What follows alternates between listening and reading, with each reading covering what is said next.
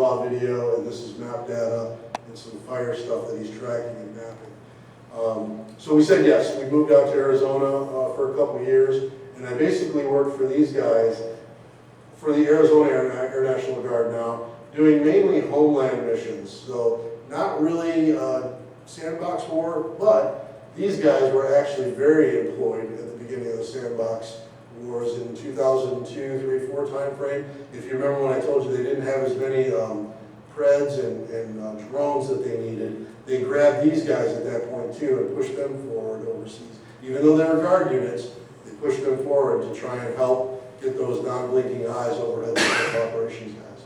So it was kind of a cool thing where I still got to do what I know, but we employed it obviously a lot different at home. Our main job, Homeland Security, so we did a lot of, let's see, this picture here is one of the George Floyd inspired social uprisings. I don't know how to put that, but basically tracking kind of what's going on, trying to help local law enforcement. Counter drug, we did a lot of that, so figured, and with counter drug, obviously, border patrol and kind of go hand in hand. And being in Arizona, you can see why we're up and down the border there. Basically, just trying to figure out how we can help DEA, Border Patrol, the ICE folks, FBI, anybody that we could work with, that we could help them with those two things in particular, we would do. So we're kind of an on-call unit out of Arizona, out of Tucson for that. And then the other big one that we did, believe it or not, a lot of the border crossings and the smuggling operations would tend to slow down a little bit, they noticed, in the summer, because it's pretty much hot as hell in Arizona. So, yeah, people realize they're not surviving as much when they try to do it in June and July. So we would pick up work doing wildfire detection up in the Northwest, and that's what this guy's doing. I think that's part of the Caldor fire that happened in 2020 or 21, the big fire in California, and it was all up and down the coast. So that's what he's doing right now. He's mapping, and basically every morning when we were working up there, we would go out, well, we'd get our briefing at 5 or 6 in the morning, and they would say, hey, these are the areas where there were thunderstorms last night. Typically they were struck, the fires would start by thunderstorms and lightning strikes.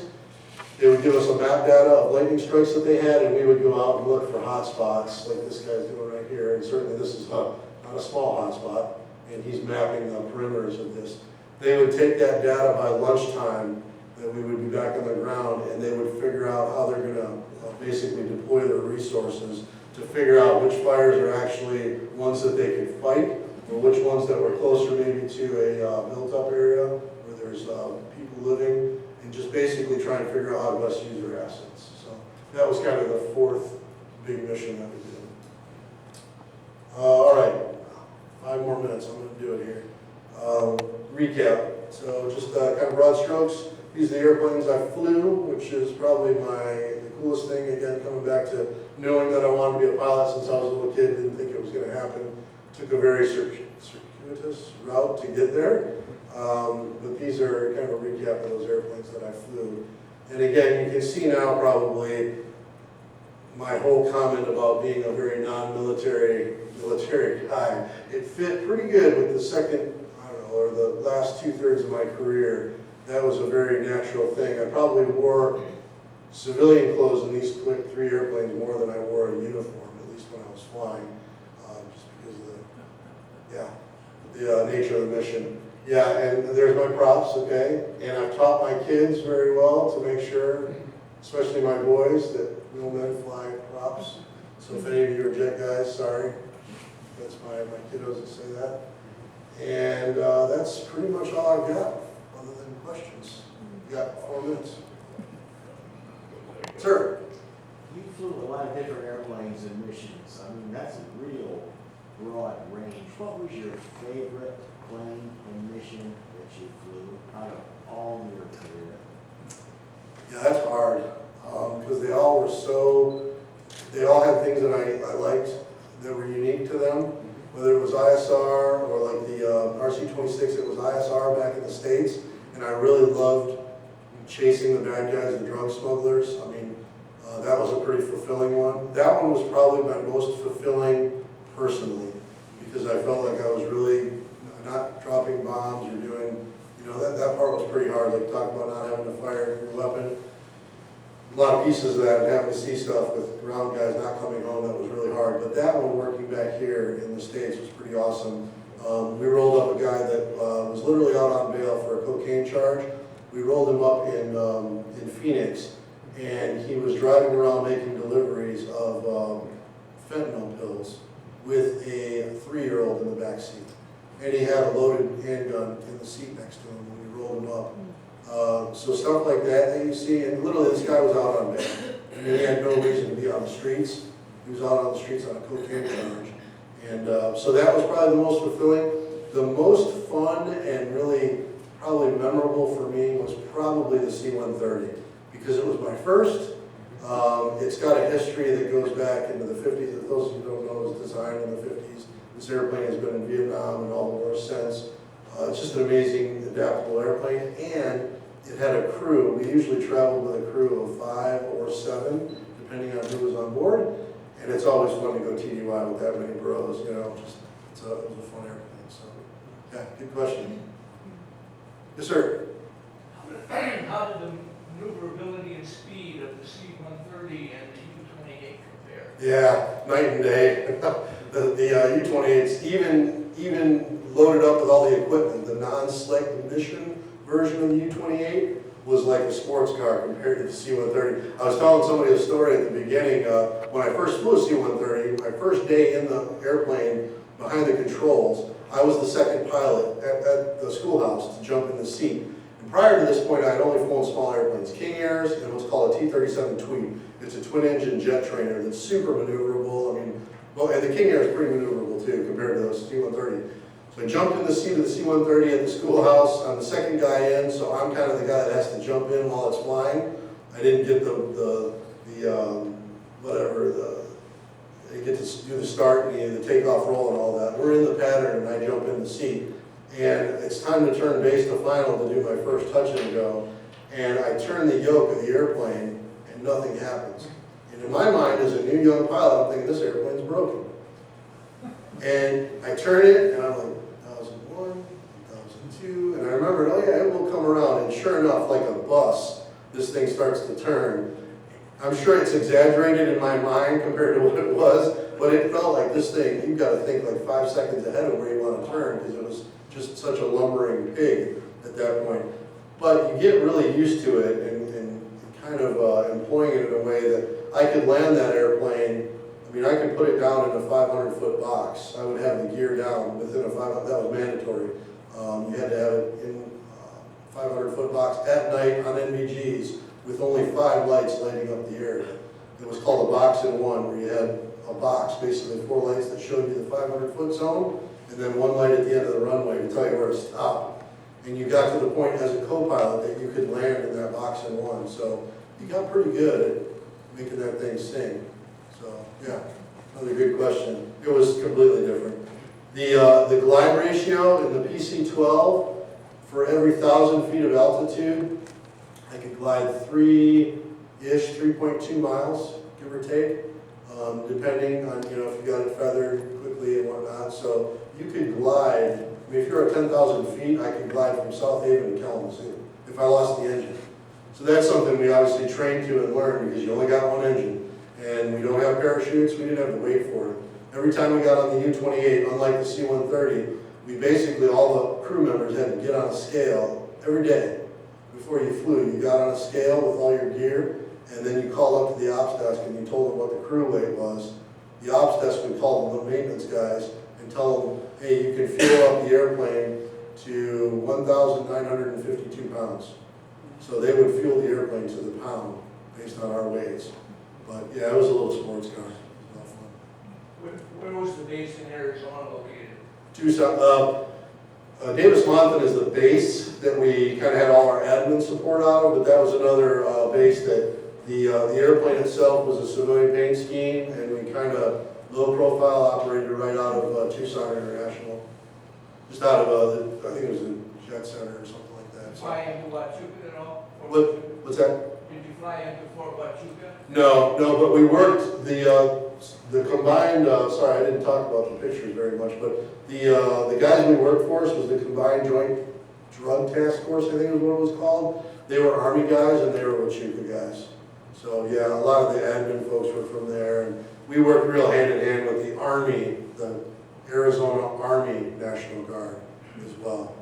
So yeah, that was a lot of our support. And our commander was Army. He was a full bird Army guy, told us where we're going, what we're doing down in Arizona. But I never flew into Huachuca. No. Yes, sir, that's Bruce up there. Sorry, my eyesight's going. Yeah, okay, so that airplane that you're talking about that was very nimble, Yes. when I saw the picture, it looked like it had maybe 5 blades on the top. The new ones do actually have 5 Is blades. that a very noisy aircraft? With the 5-bladed prop? Either one, because, Yeah. so for instance, if you're like a O2, Yep. it's horrible noisy. Fantastic. And then, so you're talking about gliding?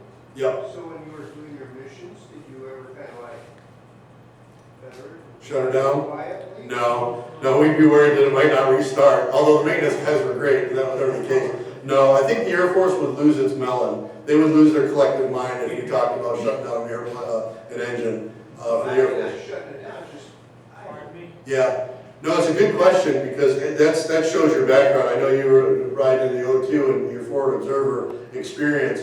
So what we would do, and again, we learned this throughout the years because we were kind of watching the guys and how they would react to what we're doing. We found that depending on where we're operating out of, we either had to be higher for our noise signature or a wider radius of our left-hand turn that I was talking about, we would be wider. So for instance, if we were operating in Iraq over Sadr City or anywhere in Baghdad, I mean, there's so much ambient noise between cars and dogs barking and just everything, right? Even at night, they wouldn't hear us. So we could come as close as 2 miles and be at 15,000 feet, and they really wouldn't even know we were there. And we would typically shut off all the lights and stuff, and we had special procedures and authority to do that. Even our transponders and stuff, I mean, we were blacked out completely. So, but we found that we could be much tighter, obviously, in those areas. Now, when I was operating in Yemen, my wife probably isn't going to like this story, but maybe I told you. In Yemen, we're operating very similar, and we weren't really thinking. I mean, we sort of were thinking like this. We knew it was way out in the middle of nowhere, but we were chasing bad guys that when I say in the middle of nowhere, it was 100 miles in any direction to even the closest city. So this tent structure buildup that we were chasing these bad guys that were doing bad things in the middle of the desert, we're flying days and days and days, and all of a sudden one of the days, we're looking through our little soda straw video, right, looking down at them, and we see them kind of doing like this, and a couple of guys on the ground are pointing and they're looking around, and all of a sudden they do like this, and the guy in my soda straw, he's pointing at us. So I'm looking at him, he's pointing back up at us, and he can see us.